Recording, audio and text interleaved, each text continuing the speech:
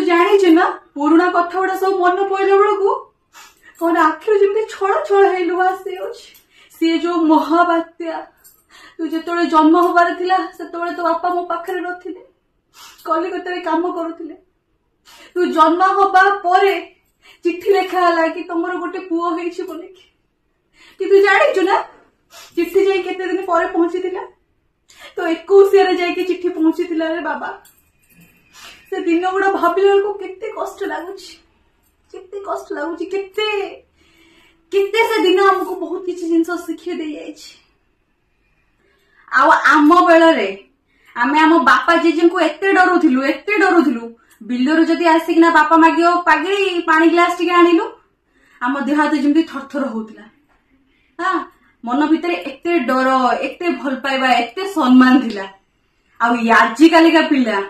देखो ना हाय डैडी हाय मम्मी एमिति चलछि आ बापा मां को सम्मान नुह बापा मां को मिछ था कहि कि बाइक रे गर्लफ्रेंड को बसैना गिरगिरी बुलुचंती आम काल रे एमिति जमा नथिला आम बेल सबुठु भल बेल थिला सबु पिला बहुत भल थिले मन भितर डर थिला बापा मां प्रति मान सम्मान प्रति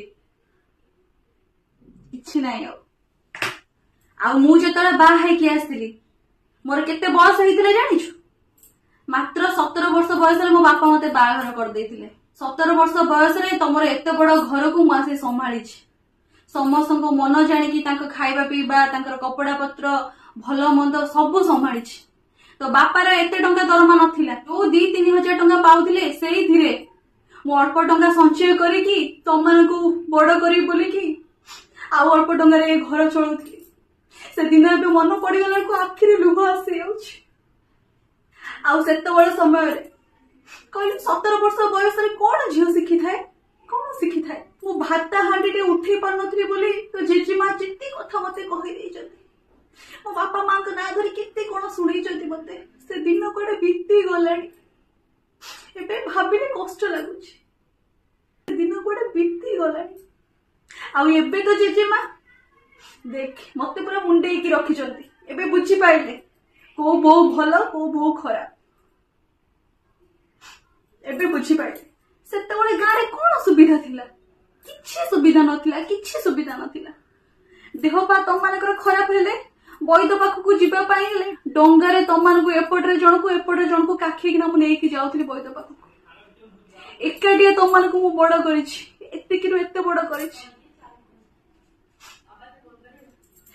केबे मते एमिति कष्ट देला भलिया कथा कहबनी बहुत बाधिबो मते बहुत बाधिबो आउ तो बापा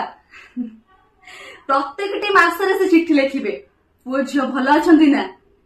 तमे भल अछ गार हालचाल कोन सब पछरंती आ मु भी चिट्ठी लिखिना तांको जणाए